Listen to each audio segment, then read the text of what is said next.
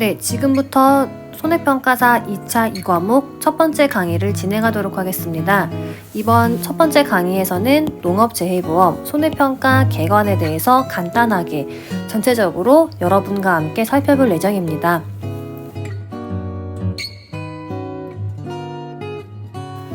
네, 다음 페이지 보시면은 여러분 교재 농업재해보험 손해평가 개관이라는 것이 제1장으로 나와 있는데요. 먼저 강의 진행에 앞서 간단하게 교재 안내 하나 드리도록 하겠습니다.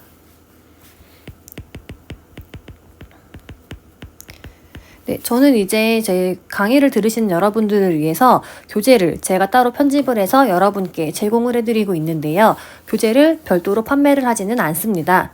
그 대신에 제가 지금 이 영상의 댓글 보시면은 고정 댓글창에 제가 교재를 다운로드 받을 수 있는 링크를 업로드 해두었고요. 첫 번째로는 영상 댓글 고정 댓글 확인하시면 되고요. 두 번째로는 제 네이버 카페를 제가 지금 운영을 하고 있습니다. 네이버에다가 이지손평 쉽게 배우는 손해평가사에서 이지손평 검색하시면은 제 카페가 나오게 되는데요. 제 카페에 접속하시면은 2차 1과목부터 해서 2차 2과목까지 제가 교재를 다 업로드를 해두었습니다. 여러분이 직접 이제 이 두 군데 중에 편한 쪽으로 접속을 하신 다음에 교재 PDF 파일을 다운로드 받으셔야 됩니다. 다운로드 하셔가지고 나중에 A4 용지 이제 이렇게 많이 생기면은 뭐 동네 문방구나 이런 데 가시면은 이제 재본 작업을 하실 수 있는데요. 그렇게 해서 여러분의 교재로 사용하시면 될 것 같습니다. 네, 다시 본론으로 돌아와서 제1장 농업재해보험 손해평가 개관 같이 보도록 하겠습니다. 제1절 먼저 손해평가의 개요가 나와 있는데요. 손해평가의 의의랑 기능 지금 간단하게 보도록 하겠습니다. 먼저 보시면은 이 손해평가 여러분이 자격증을 따서 이제 현지에 나가가지고 손해를 평가하는 것들을 이 손해평가라고 하는데요. 확실하게 그러면은 정확하게 이 손해평가가 뭐냐 하면은 보험 대상 목적물에 피해가 발생한 경우에 그 피해 사실을 확인하고 평가하는 일련의 과정을 의미합니다. 즉 손해평가는 보험에서 보장하는 재해가 중요하죠. 보험에서 보장하는 재해로 인한 손해가 어느 정도인지를 파악하여 보험금을 결정하는 일련의 과정이라고 할 수 있습니다. 네, 여러분이 지금 손해평가사가 되기 위해서 이렇게 열심히 공부를 하고 계시는데요. 도대체 이 손해평가가 무엇인지 기본적인 개념에 대해서는 당연히 알고 가셔야겠죠. 보험 대상 목적물의 피해가 발생한 경우에 피해 사실을 확인하고 평가하는 건데요. 보장하는 재해로 손해가 어느 정도인지를 파악해서 보험금을 결정하는 이러한 전체적인 과정을 손해평가라는 용어로 지금 설명을 하고 있습니다. 다음 보시면은 손해평가는 재해, 여러 가지 재해가 일어나죠. 이제 재해로 인해서 수확 감소량을 파악해서 피해율을 계산함으로써 지급될 보험금을 산정하게 됩니다.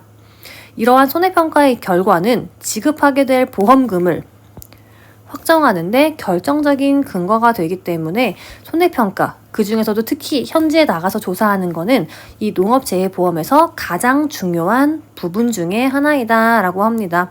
그러니까 여러분이 얼마나 제대로 공부를 해서 이 현지에 나가서 이 농민들의 그 피해를 정확하게 계산을 하느냐가 정말 중요한 업무이다 라고 설명을 하고 있습니다. 손해평가가 이제 그 농업재해보험에서 갖는 중요한 의미가 이렇게 나와 있는데요. 이제 크게 첫째, 둘째만 저는 간단하게 보고 넘어갈 거예요. 여러분이 여기 밑에부터는 이제 편안하게 읽어주시면 되는데요. 간단하게 살펴보자면은 첫째, 이 손해평가의 결과가 왜 중요하냐 하면은 이 손해평가의 결과는 이 피해를 입은 계약자나 피보험자가 받을 보험금을 결정하는 가장 중요한 기초 자료가 되기 때문에 중요합니다. 그리고 또 왜 중요하냐 하면은 둘째, 이 손해평가 결과에 대해서 보험 가입자는 물론이고 제3자도 납득할 수 있어야 합니다. 사실 이렇게 뭔가를 평가해서 이제 돈으로 바로 연결이 되는 거기 때문에 아무래도 조금 더 신중하게 정확하게 평가를 해야 한다고 하는데요. 여러분이 이 한 결과, 내가 가서 평가를 했는데 예를 들어 보험금이 100만 원이 산출이 되었어요. 근데 보험 가입자가 내게 왜 100만 원이야? 나는 한 200만 원 정도 나올 것 같아 라고 했는데 제3자, 다른 사람이 봐도 200만 원이 나올 것 같대요. 그러면은 누가 봐도 납득이 안 되는 거죠. 이런 거는 잘못된 손해평가다라고 할 수 있는데요.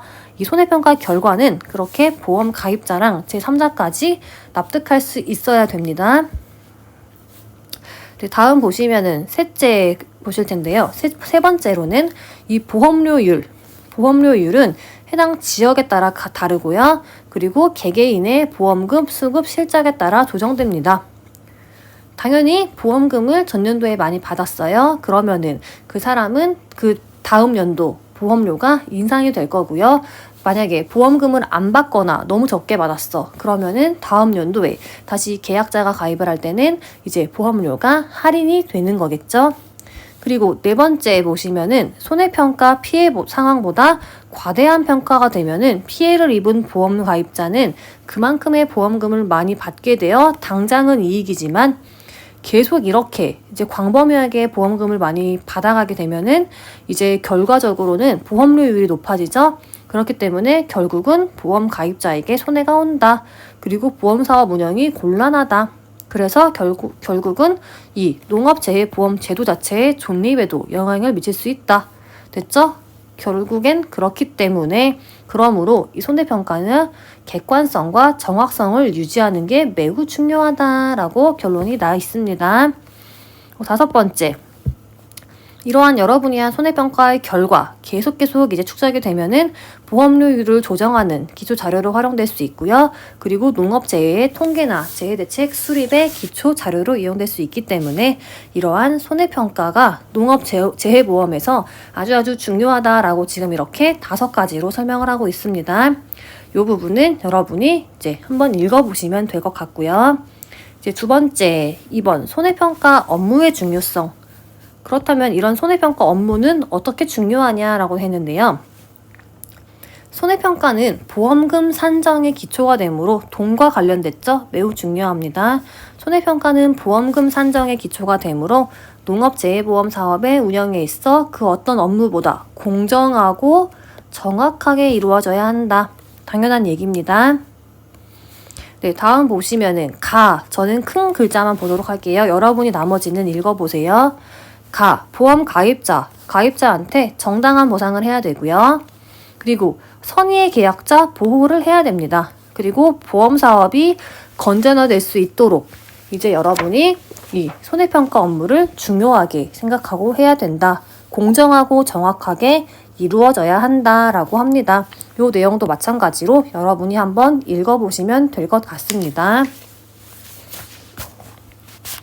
네, 제 2절 보시면 손해평가의 책에 나와 있습니다. 관련 법령 나와 있는데요. 그러면은 여러분이 이제 하시게 될 이 손해평가라는 거는 어떤 법에 의해서 지금 실시가 되냐 하면은 우리 손해평가는 농업재해보험법 그리고 동시행령 및 농업재해보험의 손해평가 요령 그러니까 농업재해보험법, 시행령, 이제 손해평가 요령 이 3가지 등의 관련 법령에 근거하여 지금 실시가 되고 있습니다. 그리고 농업재해보험법 11조 이 손해평가에서는 손해평가의 전반에 대해서 규정을 하고 있는데요. 손해평가 인력 누가 해야 되냐? 어떤 요령에 따라서 공정하고 객관적이게 해야 되냐? 교차 손해평가는 뭐냐? 손해평가 요령 고시 그리고 손해평가인 교육은 어떻게 하냐? 손해평가인의 자격은 어떻게 되냐? 이런 거는 이제 농업재해보험법 제11조 손해평가에 나와 있다. 이 손해평가 전반에 규정되어 있다라고 보시면 되는데요. 그렇다면은 이 농업재해보험법 제11조가 뭐냐 하면은 뒷페이지 넘기시면은 이렇게 농업재해보험법 11조 손해평가 등 여기에 이렇게 자세하게 나와 있습니다. 같이 한번 살펴보시자면은 이 재해보험 사업자는 이 보험 목적물에 관한 지식과 경험을 갖춘 사람 또는 그 밖의 관계 전문가를 손해평가인으로 위촉하여 손해평가를 담당하게 할 수 있어요. 됐죠? 그리고 손해평가사 자격증을 딴 사람 그리고 마지막으로는 보험업법 제186조에 따른 손해사정사에게 손해평가를 해라 이렇게 업무를 맡길 수 있어요. 누가 할 수 있냐 하면은 첫 번째로는 전문 손해평가인 그러니까 보험 목적물에 관한 지식과 경험을 갖추고 있는 전문가죠. 손해평가인. 이 사람들은 자격증은 없습니다. 손해평가인이 손해평가를 할 수 있고요. 두 번째로는 여러분처럼 이렇게 공부를 해서 자격증을 딴 손해평가사도 손해평가 업무를 할 수 있고요. 마지막으로는 이 보험업법 186조에 따른 손해사정사도 손해평가 업무를 할 수 있습니다. 이 손해평가인, 손해평가사, 손해사정사가 손해평가 업무를 할 수 있구나 이렇게 보시면 되는데요. 그러면은 이 손해평가인, 손해평가사, 손해사정사는 어떻게 손해평가를 해야 되냐 하면은 농림부 장관이나 해양부 장관이 정하여 고시하는 손해평가 요령에 따라서 손해평가를 해야 되고요. 이 뒤에 나와 있는 내용, 당연한 내용인데 중요한 거죠. 공정하고 객관적으로 해야 되고 고의로 진실을 숨기거나 거짓으로 해서는 안 된다. 3번 보시면은 이 재해보험 사업자는 공정하고 객관적인 손해평가를 위하여 동일시 군구 내에서 교차 손해평가를 이제 수행할 수 있는데요. 이 교차 손해평가가 뭐냐 하면은 손해평가인 상호 간의 담당 지역을 교차하여 평가하는 것을 교차 손해평가라고 합니다. 근데 이거는 이 교차 손해평가의 절차나 방법 누가 이제 정하냐 하면은 장관 2명이 또 정합니다. 농림부 장관이나 해양부 장관이 이 교차 손해평가에 관한 절차 방법도 정하게 되고요. 그리고 이 장관 2명은 그러면은 그 요령을 고시하려면은 누구랑 협의해야 하냐 하면은 금융위원회와 협의해서 손해평가 요령을 고시를 해야 되고요. 또 5번 보시면은 이 장관 2명은 교육도 실시해야 됩니다. 근데 교육은 어떻게 실시하냐 하면은 연 1회 이상 정기 교육을 실시하여야 합니다. 됐죠? 그러니까 손해평가인이 공정하고 객관적이게 할 수 있도록 연 1회 이상 정기 교육을 실시하여야 되고요. 그리고 또 이 장관 2명은 손해평가인 간에 서로 기술 정보 교환을 지원할 수 있고 다음 이러한 손해평가 실무 교육이나 교환 지원 이런 거에 관한 사항은 대통령령으로 정한다 이렇게 나와 있습니다. 이 손해평가의 체계는 지금 이 농업재해보험법 제11조 손해평가 등에 의해서 이러한 식으로 손해평가가 이루어지고 있구나. 이러한 사람이 지금 손해평가를 할 수 있구나 라고 보시면 될 것 같습니다. 네, 다음 페이지 보시면은 손해평가의 주체 나와 있습니다. 이 손해평가의 주체는 누구냐 하면은 농림부 장관과 사업 약정을 체결한 재해보험 사업자이다 라고 나와 있는데요. 이 재해보험 사업자는 이제 손해평가인, 손해평가사, 손해사정사에게 손해평가를 담당하게 할 수 있습니다. 그리고 이 재해보험 사업자는 재해보험 사업을 원활하게 수행하기 위하여 보험을 모집하거나 손해를 평가하는 등 재해보험 업무의 일부를 대통령으로 정하는 자에게 위탁할 수 있습니다. 그러니까 위탁, 법인이나 단체에 맡기는 것을 위탁한다고 하죠. 그러면은 이 대통령령에서 정하는 자가 누구냐 하면은 아래 1번부터 5번까지 이렇게 5가지 나와 있는데요. 1번부터 보시면은 농업협동조합법에 따라 지역농업협동조합, 지역축산업협동조합, 그리고 품목별, 업종별 협동조합. 그러니까 한마디로 농협이죠. 협동조합. 농협들이 할 수 있구나 이렇게 보시면 되고요. 두 번째로는 그렇다면은 산림조합법에 따라서 설립된 지역산립조합, 그리고 품목별, 업종별 산립조합. 한마디로 산림도 할 수 있다. 그리고 세 번째로는 이제 수산업협동조합법에 따라서 설립된 이 사람들인데 쉽게 생각하면은 수업은행, 수협도 할 수 있다. 그리고 네 번째로는 보험업법 187조에 따라 손해사정을 업으로 하는 자면 누구예요? 사정법인이겠죠? 손해사정법인. 마지막 5번째 비영리법인이 나오네요. 이제 농업재해보험 관련 업무를 수행할 목적으로 민법 제32조에 따라 농림부 장관이나 해양부 장관의 허가를 받아 설립된 비영리법인. 됐죠? 이 사람들에게는 손해평가 관련 업무만 위탁하는 경우만 해당이 된다. 이 비영리법인 한마디로 하면은 이제 협회가 되겠죠? 이렇게 5가지 대통령령에서 정한 자에게 위탁할 수 있다라고 보시면 되고요. 3번 조사자의 유형 보도록 하겠습니다. 아까 손해평가를 할 수 있는 사람은 세 가지 분류, 자격증이 없지만 전문적인 지식을 갖춘 손해평가인, 그리고 여러분처럼 공부를 열심히 해서 자격증을 취득한 손해평가사, 세 번째로는 손해사정사. 이 세 가지 분류가 이제 손해평가, 손해조사를 할 수 있다고 했는데요. 네, 아래 보시면은 나와 있습니다. 손해평가인, 손해평가사, 손해사정사가 할 수 있는데요. 이 손해평가인은 농업재해보험법 시행령에 따른 이 재해보험 사업자가 위촉한 손해평가인 할 수 있고요. 이 손해평가사는 여러분처럼 이제 손해평가 자격시험에 합격한 사람도 손해평가 업무를 할 수 있습니다. 그리고 마지막으로 손해사정사 같은 경우는 손해사정사 시험에 합격을 하고 일정 기간에 실무를 거쳐서 금감원에 등록한 자가 할 수 있는데요. 그리고 이 사람 말고도 손해평가 보조인도 운영할 수 있습니다. 됐죠? 그리고 4번 손해평가 체계 보도록 하겠습니다.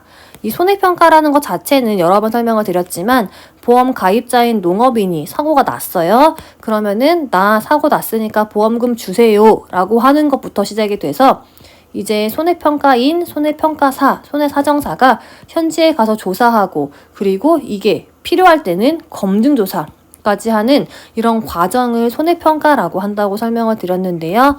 이제 다음 보시면은 이 참고로 손해평가 요령 제8조, 9조, 10조, 12조가 나와 있습니다. 이 중에서 저희가 알아두어야 할 것만 빠르게 보도록 하겠습니다.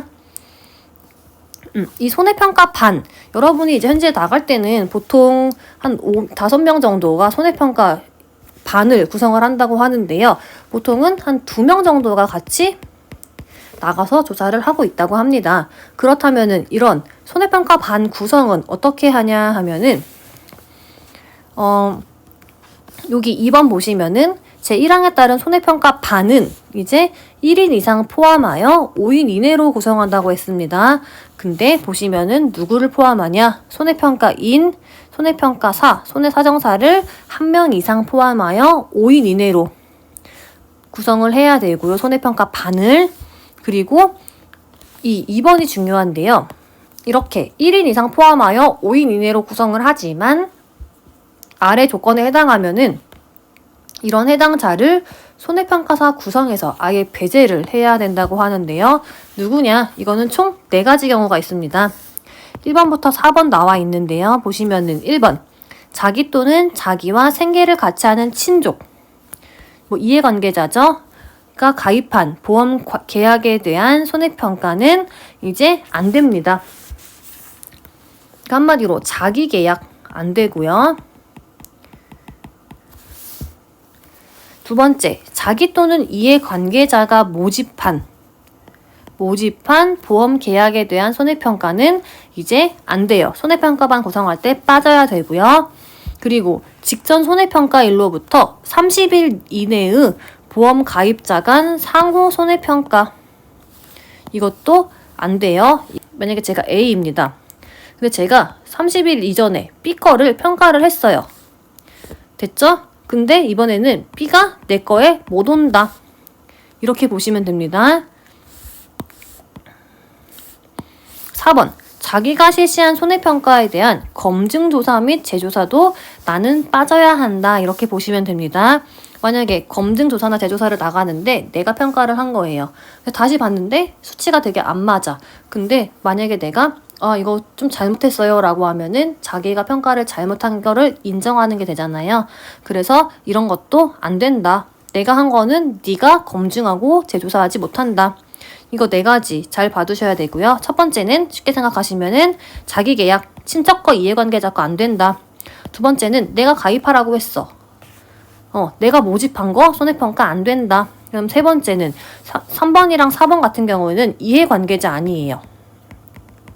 이해관계자는 아니지만 직전 손해평가일로부터 30일 이내에 보험 가입자 간에 서로 상호 손해평가 안 된다. 됐죠? 그리고 4번 내가 실시한 손해평가에 대한 검증조사나 재조사 실시할 수 없다. 요거 4가지 잘 봐두셔야 됩니다. 그리고 구조는 여러분이 살펴보시면 되고요. 10조 보시면은 10조에 1번 보시면은 이 재해보험 사업자는 현지조사서 마련해가지고 줘야 돼요. 손해평가 결과를 기록해라 라고 현지조사서를 줘야 되고요. 그리고 이 현지조사서를 손해평가반에게 배부하고 주의사항을 숙지시킨 뒤에 손해평가에 임하도록 해야 되고요. 다음 3번 보시면은 이 손해평가반이 나가서 조사를 했어요. 그러면은 이 현지조사서에다가 이 결과를 정확하게 작성을 해서 보험 가입자한테 이제 사인을 받은 다음에 재해보험 사업자에게 다시 그 현지조사서를 제출을 해야지 손해평가 과정이 끝나게 되는데요. 근데 보험 가입자가 손해평가를 다 하고 났는데 나 사인하기 싫대. 나는 이거는 도저히 받아들일 수가 없대요. 서명을 거부할 수 있죠? 됐죠? 그러면은 손해평가반에서는 손해평가를 했는데 사인을 못 받았어. 그럼 이거를 사인을 해줄 때까지 계속 기다려가지고 나 이거 해주세요 해야 되냐 하면은 그건 아니다. 이렇게 보험 가입자가 나 사인 안 할 거야 라고 배째 이런 식으로 나오면은 그러면은 손해평가반은 이 보험 가입자한테 내가 손해평가한 결과는 이렇게 된다. 통지를 다 하고 사인을 받지 않은 그 현지조사서를 재해보험 사업자에게 제출하면 됩니다. 그리고 손해평가를 하러 갔어요. 4번은 손해평가를 하러 갔는데 보험 가입자가 저 손해평가서 얼굴이 너무 마음에 안 들어. 그래가지고 정당한 사유가 없죠. 얼굴이 마음에 안 드니까 너 들어오지 마. 너가 손해평가 하지 마. 이렇게 할 수 있어요.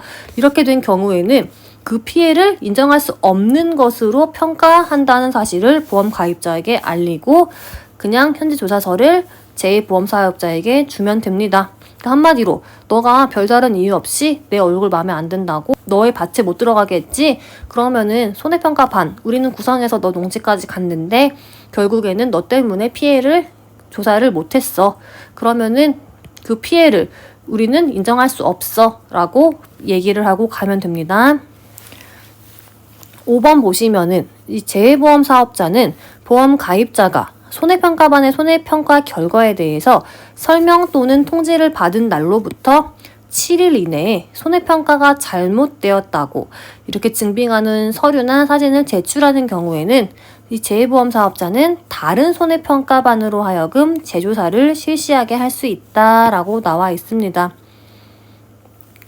보험 가입자가 손해평가 결과를 받아들일 수 없어요. 그래가지고 이 설명이나 통지를 받은 날로부터 7일이 되기 전에 손해평가가 아무래도 잘못된 것 같아 라고 해서 다시 좀 해주세요 라고 이제 뭐 자료를 제출하면서 요청할 수 있겠죠. 이러한 경우에는 재해보험 사업자는 직전에 나갔던 그 손해평가반 구성이 다시 나가는 게 아니고 다른 손해평가반을 꾸려서 다시 한번 손해평가를 하게 하는 게 재조사죠. 그거를 할 수 있습니다. 네, 그리고 제12조 손해평가 단위 나와 있습니다. 보험 목적물별 손해평가 단위는 다음과 같은데요. 먼저 농작물은 농지별로 평가를 하고요. 가축은 개별 가축별로 평가를 합니다. 다만 벌은 셀 수 없죠. 그 벌통 안에 몇 마리가 있는지 셀 수 없기 때문에 벌통 단위로 통째로 손해평가를 진행을 하고 있고요. 농업용 시설물, 이 시설물 같은 경우에는 보험에 가입한 목적물별로 손해평가를 하고 있습니다. 그리고 2번 보시면은 그렇다면은 이 농지별의 농지가 뭐냐 하면은 1항 1호에서 정한 농지라고 하는 것은 하나의 보험 가입 금액에 해당하는 토지로 필지와는 관계없이 농작물을 재배하는 하나의 경작지가 농지입니다. 그리고 방풍림, 돌담, 도로 등에 의해 구획된 것 또는 동일한 울타리, 시설 등에 의해 구획된 것을 하나의 농지로 하는데요. 경사지에 보이는 돌담 등으로 구획되어 있는 면적이 너무 작아요. 이런 것들은 하나의 농지에 포함할 수 있다라고 되어 있습니다. 다음 보시면은 이제 어떤 식으로 손해평가가 이루어지나 나와 있는데요. 먼저 가번, 사고 발생 통지가 되어야겠죠. 보험 가입자가 사고가 발생할 때마다 이제 대리점이나 재해보험 사업자에게 우리 농지에 사고 났어요 이런 거를 지체 없이 통보를 하면 되고요. 네, 다음으로는 사고 발생을 보고하고 전산을 입력하는데요. 기상청 자료나 현지에 직접 방문을 해요. 그래서 보험 사고가 났는지 판단을 하고 이제 보험 대리점에서는 계약자의 사고 접수 내용이 보험 사고에 해당하는 경우에 사고 접수 대장에 기록을 하고 지체 없이 전산에 입력을 합니다. 그 다음 손해평가반을 구성하게 되는데요. 재해보험 사업자 등은 보험 가입자로부터 보험 사고가 접수가 되면은 생육 시기랑 품목, 재해 종류 등에 따라서 조사할 내용을 결정하고 지체 없이 손해평가 반을 구성합니다. 손해평가 반은 조사자 1인을 포함해서, 조사자 1인이라면 누구예요? 손해평가사, 손해평가인, 손해사정사 중에 한 명이죠. 이 사람들을 포함해서 5인 이내로 구성을 해야 되고요. 이 손해평가 반에는 손해평가인이나 손해평가사, 손해사정상 중 한 명을 반드시 포함하여야 됩니다. 그리고 라번 보시면은 이렇게 손해평가반을 구성을 했으면은 현지 조사를 나가게 되는데요. 이 손해평가반, 구성된 손해평가반은 배정된 농지에 대해서 손해평가 요령에 따라 단위별로 조사를 합니다. 그리고 이 현지조사 내용은 품목, 보장 방식, 재해 종류에 따라 다르고요. 조사를 하고 나면은 조사의 결과를 전산에 입력을 해야 됩니다. 그리고 현지조사 및 검증조사가 있습니다. 손해평가의 신속성 그리고 공정성 확보를 위하여 재해보험 사업자들은 현지조사를 직접 실시하거나 손해평가반의 현지조사 내용을 검증조사할 수 있습니다. 이때 조사 주체는 재해보험 사업자, 재보험사, 정부로 합니다. 그러니까 얘네가 검증조사를 할 수 있다 라고 보시면 되고요. 이 조사 방법 나와 있고 마지막 보시면은 검증조사 결과 차이가 발생했어요. 이런 경우에는 해당 조사 결과를 정정하면 됩니다. 됐죠? 다음 보시면은 제3절 현지 조사의 내용 나와 있는데요. 이 제3절 파트는 여러분이 편안하게 읽어주시면 될 것 같습니다.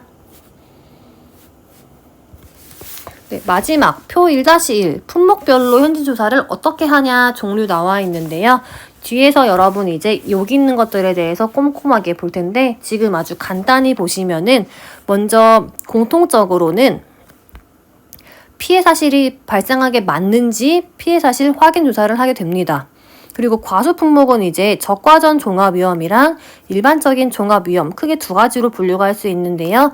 적과전 종합위험 파트 저희 2차 1과목에서 과수 4종이라고도 했어요. 사과, 배, 단감, 떫은감을 과수 4종이라고 했는데 적과 전에는 종합위험이고 적과 후에는 특정 위험을 보장한다라고 설명을 드렸고요.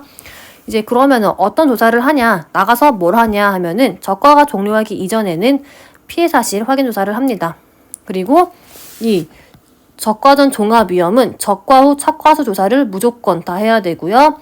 적과 종료 이후에 사고가 발생했을 경우에는 낙과 피해를 조사하고, 그러니까 떨어진 피해, 착과 피해, 붙어있는 과실의 피해 조사, 그리고 고사나무 조사, 죽은 나무가 몇 개가 있냐 이렇게 조사를 하게 됩니다.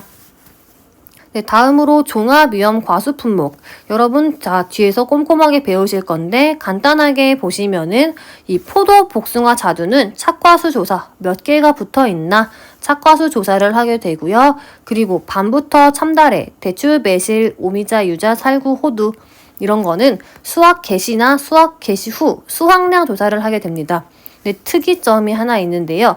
유자 같은 경우에는 수확 개시 전 수확량 조사만 하고 수확 개시 후에는 수확량 조사를 하지 않는다. 그리고 오디랑 감귤, 복분자는 경작 불능 조사. 유일하게 과수 품목에서는 복분자 하나만 경작 불능 조사를 한다고 했죠. 경작 불능을 보장해줘서. 그리고 보시면은 논밭작물 가시면은 특정 위험 인삼작물 나와 있었는데요.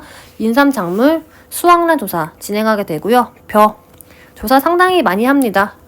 이양즉파 불능부터 해가지고 수확 불능까지 여러 가지 조사를 하게 될 거고요. 그 다음에 마늘은 재파종 경작 불능 수확량 조사 이렇게 차 수확량 조사. 차는 특이점이 경작 불능 조사하지 않는다. 차는 밭작물이지만 경작 불능 조사를 하지 않습니다. 그리고 아래 보시면은 밀, 콩, 보리팥 나와 있는데요. 밀, 보리, 콩, 팥은 경작 불능 조사한다. 그리고 수확량 조사한다. 그리고 고추랑 브로콜리 생산비 보장 품목이죠. 경작 불능 조사하지 않는다. 써드릴게요. 경작 불능 조사하지 않는다. 그리고 인삼은 해가림 시설이 있다고 했습니다. 그러면은 해가림 시설에 손해조사까지 한다. 네, 그리고 마지막에 원예 시설이랑 버섯 나와 있습니다. 종합위험 보장 상품이고요. 보시면은 뭐 하우스나 재배사 조사를 한다. 시설 작물이나 버섯 작물 조사를 한다. 이렇게 이러한 품목별로 현지 조사에 나가서 여러분이 앞으로 이런 조사를 하게 된다. 이렇게 표에 정리한 거라고 보시면 될 것 같습니다. 네, 이번 강의는 여기까지 진행할 예정이고요. 다음 강의에서는 이제 본격적으로 농작물 재해보험 손해평가에 대해서 함께 살펴보도록 하겠습니다.